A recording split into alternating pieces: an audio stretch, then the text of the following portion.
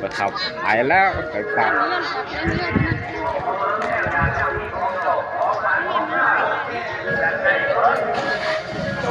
ป้าไปวัดมันตลาดไปวัด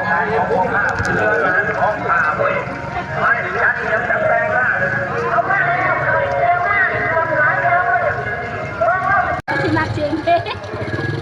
บ่เคยมาหวะลูกก่อยว่าที่ลูกเห็นแหละลูกหลานเจ้ามาเด้อแม่มาดอนแต่งไปมาเด้อก่อนเด้อพร้อมกับพ่อไปก่อนเอาดิลูกมาดิ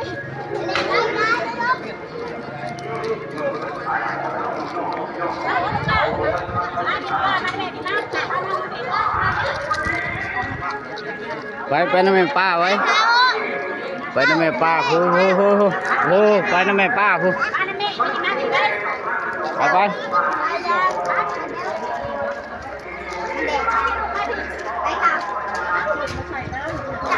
ข้าวเคยลงวัดเมื่อนี้แม่ป้าสนิทนั่งอยู่อาเฮ็ดอันนี้นั่งอยู่ทูญาเด้อข่าวเด้อทูญาพาน้องทูญาทูญาถ่ายไปให้พ่อเบิ่งเด้ออยู่วัดเด้ออยู่วัดทูญาอยู่วัดและทูญาลูกแดดบ่ลูกแดดบ่ไปอยู่ห่มบ่ถูกไปไหนมาพี่น้องวันนี้ก็มาวัดกับแม่ป้ากับใบเข่าเอาเบิ่งน้ำกันพี่น้องมันลุยหัวกูจะสู้หัวโอยมันหยาสิแกกินไหมบ่ลึงเลยตามมาถือซอยเลยครับมาพี่ลูกมามื้อนี้ไปเข้าแล้วยังลูกมาอีแม่ไปเข้ามาวัดก็ไม่ป่ามาเพนพี่น้องมาได้เคยมาวัดตะเฮิงแหละมามื้อเดียวอีลุงไก่ป้าก็เลยอันท่ายให้ทุกคนเบิ่งนะว่าเพราะว่าป้าไม่ได้เคยมาวัดตะเฮิงแล้วบ่มีเวลาไปก็ไปบ่ต้องคนนั่นดอกนี่ไม่เข้าอีอ่ะมันทันวิ่งบ่ได้เข็มเพนเด้อพี่น้องแม่ป้าไปมาเอิ้นบ่แม่ป้าบอกมาวัดเพิ่นนึงตามมาได้กับมือฉันเจาะก็ได้โว้ยแต่งได้มาได้ได้มีดแต่แม่ม่วงเบี้ยงอะไรเอามาในแค่ข้าวเดียวได้เนาะเอาตกคืนแล้วถ้าเป็นประเภทไข่กระทับคนบ่ใหญ่ทับแกะเลยนั่นอะไรเป็นอะไรยายมันปกเพราะว่าแม่ป้าก็บ่ได้สู้มาวัดแล้วพี่น้องบ่มีเวลามีจะไปก็ไปจะเสียงเปียก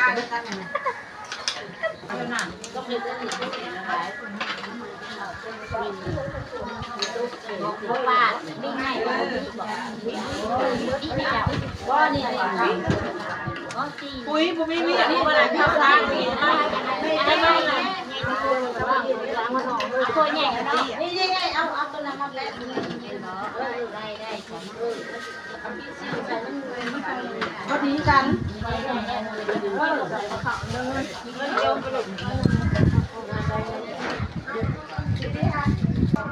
ขนมป้อนไว้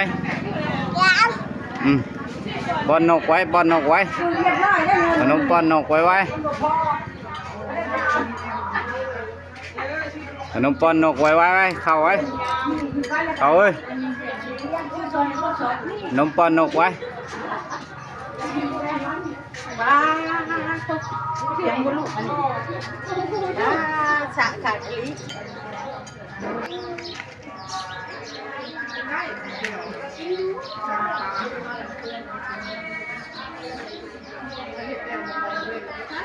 มาเด้อไ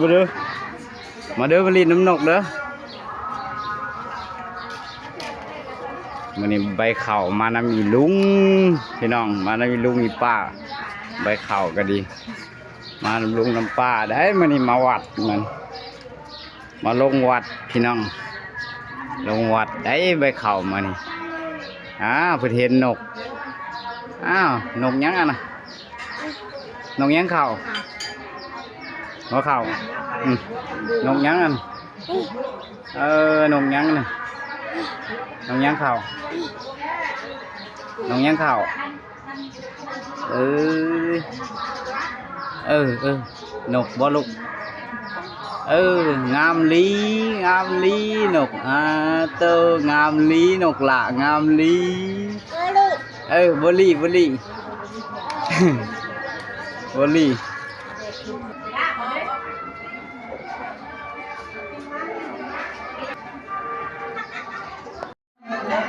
เบิ่งดูหางนก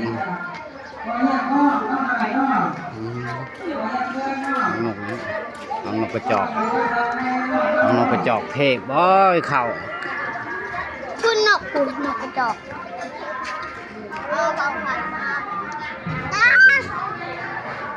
ต้นนี้เขาเอ้ยผูกเข่าไปแล้วผูก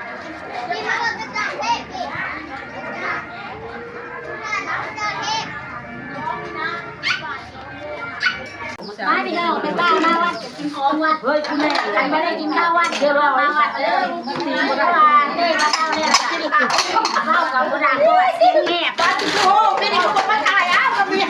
ไม่ชงร้านไม่ชงร้าน ลากกับเจ้าเนี่ยดึงไปดึงมากินเนี่ยลากตาเนี่ยไม่ชงร้านอยู่เพื่อนเขาก็ชวนกันแกงน้ำไหม้นะ นี่เขาท่าบอก เขาท่าเจ้า บอกยังเป็นประหยัดสูงสาวก้อนนี่กินลาบโจมาวัดจากลาบมากในบ้านขนาดเลยหอมแซ่บเสียงกระซิบเปลี่ยนไปนึงเพราะว่าบ้านเป็นวัดบ้านกินข้าวหลายคนไม่หน่อยจังเมื่อมีแต่ปูยานะแค่เด้อยาในบ้านในบ้านเอาไปเลยไปปิดตลาดยาว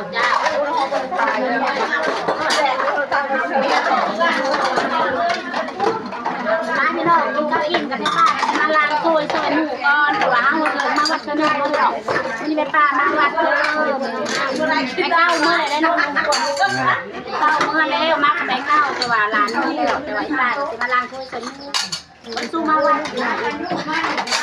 ป็นบ้านบวกเพราะว่างานบุญในบ้านพากันมาอะไรชาวบ้านก็พากันลงมาวัดบ้านบ้าน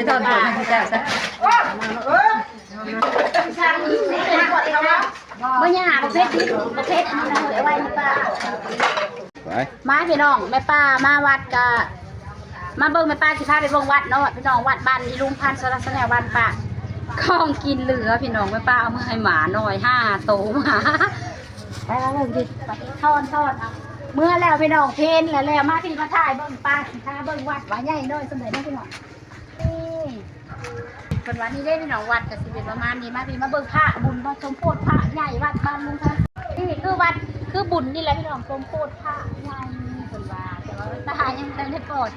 นักกีฬาสะพอนมาป้อนทงอยู่สะพอนผมก็ว่ายังมาโมน้ำอยู่แต่ว่ามื้อนี้แม่ป้ามาเทนเนาะพี่น้องนี่มาเบิ่งป้ากระหาก็เห็นงามบ่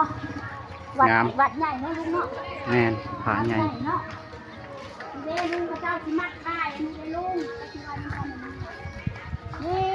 งามบอพี่น้องนี่เดินวัดเนาะเป็นบอลประเทศบุญใหญ่วัดสมโพธิพระวัดใหญ่ชาวบ้านกับสิพากันกาเกมยามหอดมือมันเด้อพี่น้องคือวันที่19มือแทนนะลุง9มือวันที่19นี่เขาชมมามัดเลยลุงมัดก็งานมืดจะมาใหม่มัดก็มืดจะมาไหมเขามีเวียกอยู่เรียกพี่น้องคนสิกล้าเขียมงามบอกงามเห็นบุญเด้ออันนี้คือแม่บ้านพี่น้องบ้านแม่บ้านนอกปากซองเพิ่นก็ลงมาเฮ็ดเรียกเฮ็ดงานนำกันกับประชาชนแม่บ้านนอกปากซองแม่ป้ามาเพนขอจบคลิปเนาะพี่น้องค่ะเป็นกำลังใจให้ซองลุงพันธุ์ชาวนาชาแนลเด้อพี่น้องวันนี้แม่ป้ามาเพนกับพี่ลุงพี่น้องเสียงสิบ่ชัดบ่ได้เป็นวัดบ๊ายบายพี่น้องบ๊ายบายพี่น้องคลิปนี้ก็ลุงพันธุ์ชาวนาชาแนลก็ขอจบคลิป พียงสำนีเด้อพี่น้องฝากกดไลค์กดแชร์ให้ลุงวัฒนาชาแนลเด้อพี่น้องบ๊ายบาย